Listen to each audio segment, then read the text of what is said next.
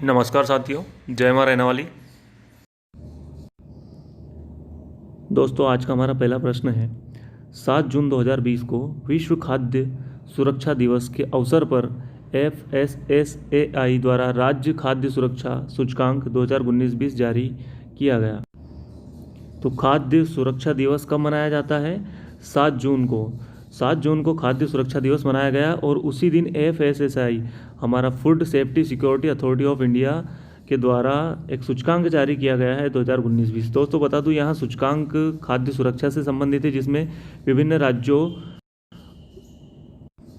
को 5 मानकों के आधार पर रखा गया है।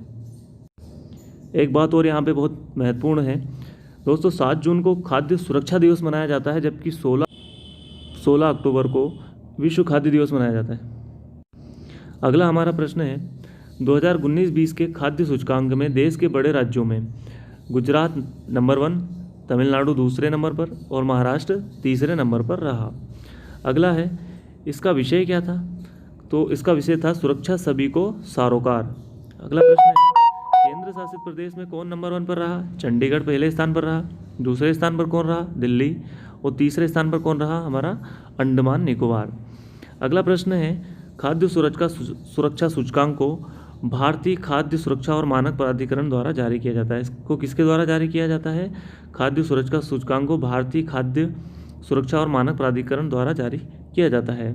इस सूचकांक की शुरुआत साल 2019 से मानी जाती है। 7 जून 2019 को पहला सूचकांक जारी किया गया था और ये जो हमारा सूचकांक है 2019-20 का, ये दूसरा सूचकांक है। पहले प्रश्न में एक शब्द आया था FSSAI। तो हम बात करते हैं FSSAI क्या है। Food safety and standard act 2006 के तहत इसकी स्थापना 2008 में की गई थी। किसकी? Food safety security and authority of India की। इसका मुख्यालय कहाँ पर है? इसका मुख्यालय दोस्तों नई दिल्ली में है। और इसकी स्थापना किस मंत्रालय के तहत की गई? तो स्वास्थ्य एवं परिवार कल्याण मंत्रालय के अंतर्गत इसकी स्थापना की गई। अब बात करते हैं राष्ट्रीय खाद्य सुरक्षा अधिनियम 2013 की। तो राष्ट्रीय खाद्य सुरक्षा अधिनियम 2013, इसमें एक अध्यक्ष है एवं 5 सदस्य होते हैं तथा एक अन्य सचिव भी इसमें होता है। तथा संसद द्वारा इसको कब पारित किया गया? संसद द्वारा 10 सितंबर 2013 को खाद्य सुरक्षा अधिनियम को अधिसूचित किया गया। इस अधिनियम के तहत सार्वजनिक वितरण प्रणाली के अंतर्गत ग्रामीण क्षेत्रों में 75% तथा शहरी क्षेत्रों में 50% तक की आबादी को रियायती दर पर खाद्यान्न उपलब्ध कराने का प्रावधान है। खाद्यान्न की आपूर्ति न होने पर सुरक्षा भत्ते के भुगतान के नियम को जनवरी 2015 से लागू किया गया है। अगर खाद्यान्न की आपूर्ति नहीं होती है तो सुरक्षा भत्ता इसमें दिया जाता है और ये कब से लागू किया गया है? 2015 से लागू किया गया है। यहाँ अधिनियम युद्ध, बाढ़, भूकंप, चक्रवात आदि की स्थिति में लागू नहीं होगा। यह जो अधिनियम है ये केंद्र सरकार के अनुमोदन पर निर्भर करती है। जरूरी नहीं है कि भूकंप, चक्रवात, सूखा आदि की स्थिति में ये लागू हो, ये केंद्र के ऊपर निर्भर करता है। इस अधिनियम में शिकायत निवारण तंत्र की भी व्यवस्था की गई है।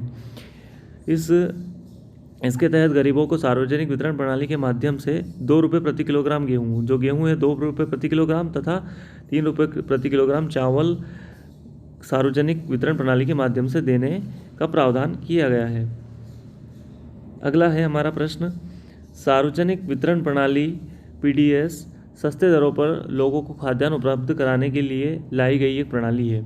इसकी स्थापना लगभग 1947 के समय हो गई थी, लेकिन बाद में 1992 में इसका नवीनीकरण किया गया। FCI food corporation of India सार्वजनिक वितरण प्रणाली के लिए खरीद और रखरखाव का कार्य कौन करता है? FCI की जो स्थापना है 1964 के अंतर्गत 1965 में की गई थी। FCI food corporation of India, इसका पुनर्गठन के लिए एक उच्च स्तरीय समिति का गठन किया गया है और उस समिति के अध्यक्ष कौन है? शांता कुमार है।